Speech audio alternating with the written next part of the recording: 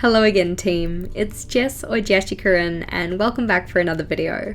Today we have our monthly Q&A while I do some regular daily planning in my journal. As always, thank you to everybody who left a question for today's video, and without further ado, let's get into answering those. Do you prefer us to call you Jess or Jashii? Honestly, I'm not too fussed either way. I think I have a slight preference for Jess, considering it is actually my name. The Jashii and JashiiCorrin comes from an actual misspelling of my name. So back in school when my friend and I were taking Japanese, we'd sometimes refer to each other by the Japanese spelling of our name.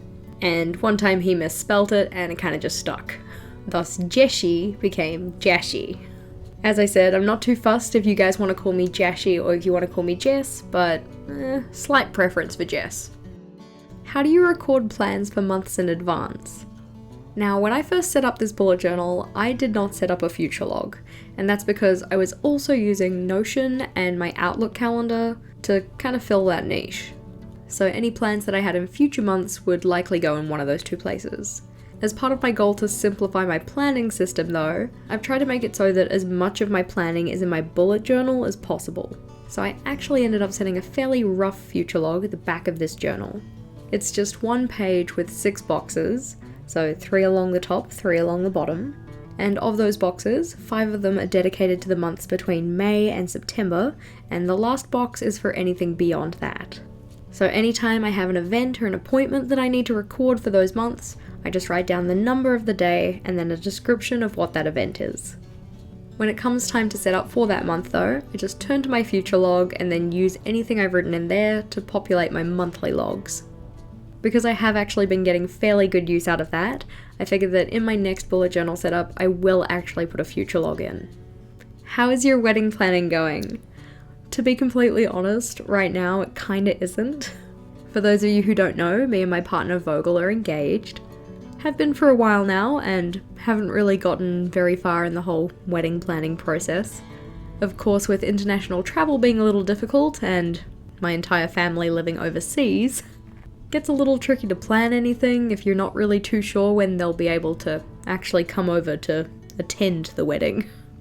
So at this stage, not a lot to report. How do you organise a social gathering that works with everyone's schedule? I'm kind of in two minds about this. If I want to make sure that as many people attend as possible, in particular for larger groups of people, what I used to do would be set up a Facebook event for the gathering and then have people vote on a couple of proposed dates to see which one had the most people available. Nowadays, I'm much more likely to just kind of pick a date and whoever can make it makes it. It's much less hassle that way. What I'll also sometimes do, as I'm a little bit cheeky, is that I'll pre-organise a date that works best for the people that I most want there, typically Rachel and Emily, and then let everyone know what the date's going to be. To make it so that the most people possible can come though, I do try to make sure that I'm planning these types of things in advance, so giving people as much warning as I can and is reasonable, so that they can make sure that they're free. What felt-tipped pens do you recommend? I don't know if Tombos count as a felt-tipped pen, but if they do, they're certainly my favourite, so I totally recommend those ones. I do also have the Crayola Super Tips, which I'm pretty sure count as felt-tip pens. Those ones are quite good, especially for people who are looking for a cheaper option. And in terms of felt tip pens that you can kind of write with, the Papermate Flare pens are also really nice. Which set of the Acrylographs do you recommend? Personally, I invested in the primary set first. I started with the 3mm tip, but I probably would have preferred to start with the 0.7. It really depends on what kind of colours you like, what kind of colours you gravitate towards. But I think the primary set is a really good starting place because it gives you all the basic colours of the rainbow. In that sense, the tropical set may also be a nice one to start with because it's kind of the softer version of the primary set. If you think that having a black paint pen might be helpful though, the primary set's the only one that has the black. Of course you can buy the black individually, but if you wanted to buy it as part of a set, then the primary would be the way to go. My favourite set in terms of colour palette though would probably be the Warm Fall collection. What do you use to store your acrylographs? If you saw my recent vlog, you will have seen my new acrylic drawers that I'm storing my acrylograph pens in. I love them because it's a strong clear plastic, which means I can see my pens really nicely. I can have them all ordered and it just looks quite pretty. It's also just a really good size for being able to store the acrylographs and have it on my desk still. There's a link in the description to the ones that I use in particular, but I know there are quite a few other options that are similar to those ones. Did you end up making a different YouTube account for your vlogs? I did very recently set one up. It's called JashiiCorrin Vlogs. At the moment it doesn't have any content or any subscribers because it is very new, but at some stage I probably will start posting my vlogs over there. I think it'll be better for the YouTube algorithm in terms of recommending my content to other people if I have accounts that stick within one kind of niche. What is non-contact time and how much do you get per week? Non-contact time is the time that I spend away from students during a school week.